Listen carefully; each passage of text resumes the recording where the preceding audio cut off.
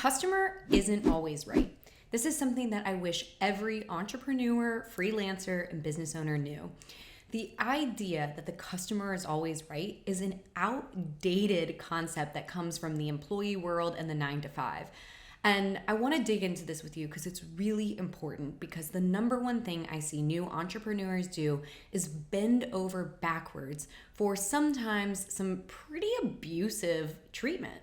By the way, I'm Sarah Turner. I'm a freelance copywriter and copywriting mentor, and I've helped over 5,000 people start freelance copywriting businesses. I've also helped hundreds of other entrepreneurs start their own online education business in many different spaces. So I have worked with a ton of people who are breaking out of the 9 to 5.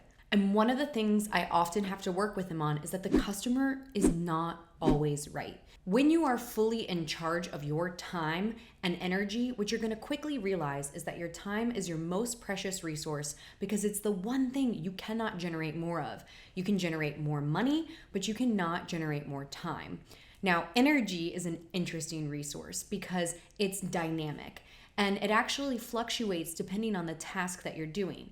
We all understand the experience of doing something that's really energizing, right? When you're doing something really energizing, you feel like you could go forever. It's when you get into that state of flow. And then we all also have the experience of doing something that is incredibly draining, right? Maybe you only have to do something that's going to take 15 minutes, but for whatever reason, maybe it's out of alignment, maybe it's just the thing that you really hate doing. That 15 minutes can feel like an absolute eternity. And that is what I mean when I say energy is a dynamic resource.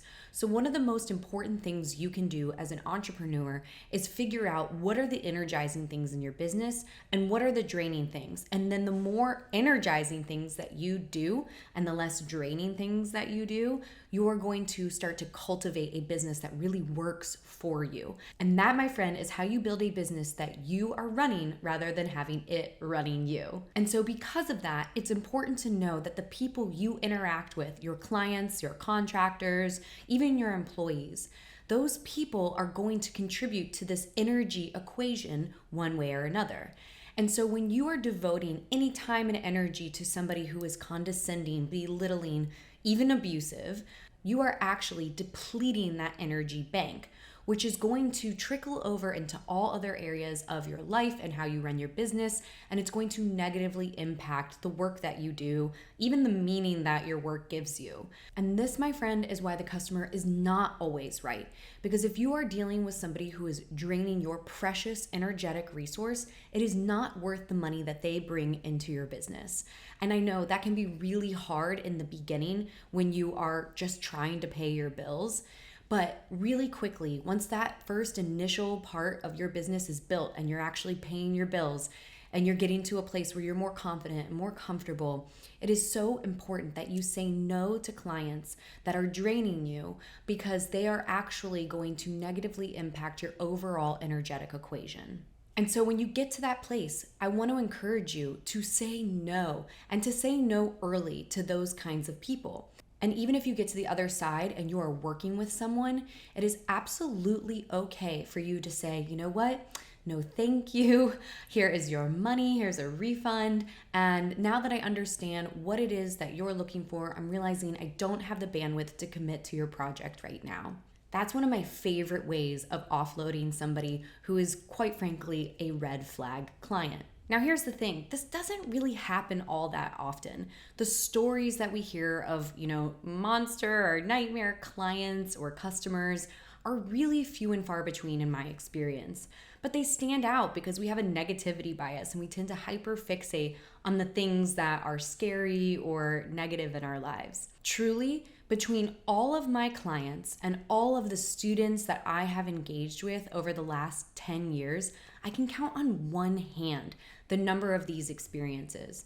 So if you're at the very beginning of this journey, try really hard not to anticipate that this is actually something you're gonna have to deal with often. I see that happen a lot. People get real hung up when they're getting started on all the what ifs and the potential negative scenarios that they're gonna have to deal with.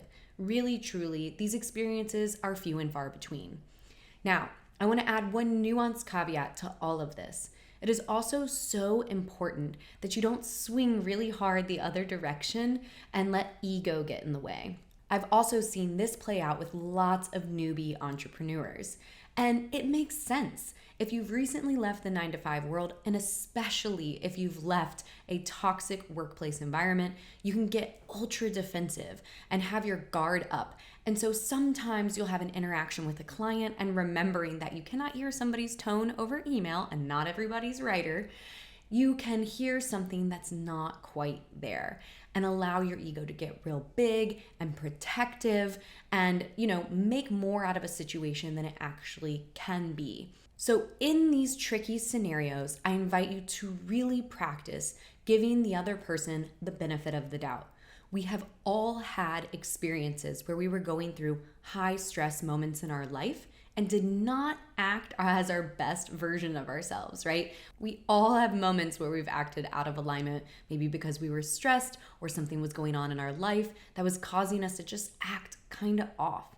In fact, in many of these situations, because I really try to get myself to check my ego and say, how can I give this person the benefit of the doubt?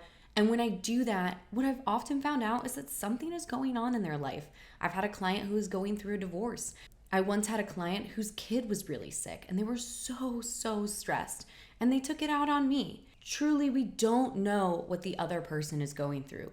So please, before you start thinking everything is a red flag, ask yourself, what can I do to give the other person the benefit of the doubt here? All you really need to do in these sticky situations is to set a firm boundary and see if they respect it. If they don't respect that boundary, or they continue to speak to you in a way that is just unacceptable, or if they're like downright abusive and condescending, then it's okay to just say, we're done here. Thank you for your time. And another place to check your ego is to try not to hit back. And let me tell you, sometimes that is easier said than done, especially when somebody is being truly hurtful. The more you practice and the longer you've been an entrepreneur, and especially if you are incorporating personal development and mindset work into your life, which I believe you should be, if you are doing all of those things, these situations will get easier.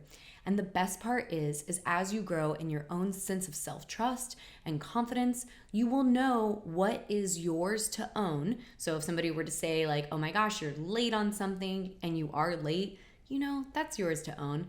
But if somebody's just saying all kinds of really untruthful, hurtful things, deep within yourself that is not true. And having that sense of self-confidence feels really great, because those people can't actually drain your energy like they may have once been able to. And this, my friend, is truly the power of mindset work and personal development. So if you're not incorporating that into your life as an entrepreneur, I'm going to definitely encourage you to do so. It's the most important work that I do and that I feel like I do with my students. You can have all the skills in the world, but if you are being so taken out by all the different stresses of engaging with all kinds of people, especially on the internet, then you are going to have a much harder time making this work something that is truly meaningful and fulfilling, and something that feels really good. So I hope this helps. And please remember that the customer is not always right in today's world. You totally have it within your power, because it is your right to build a business that you truly love. And that means saying no to people who are out of alignment. If that helps, go ahead and hit that thumbs up. And of course, don't forget to subscribe. That's how you help the people that you really enjoy on the internet, by the way, is subscribing to their stuff. And of course, please comment below. I always love hearing your thoughts. Thanks, guys.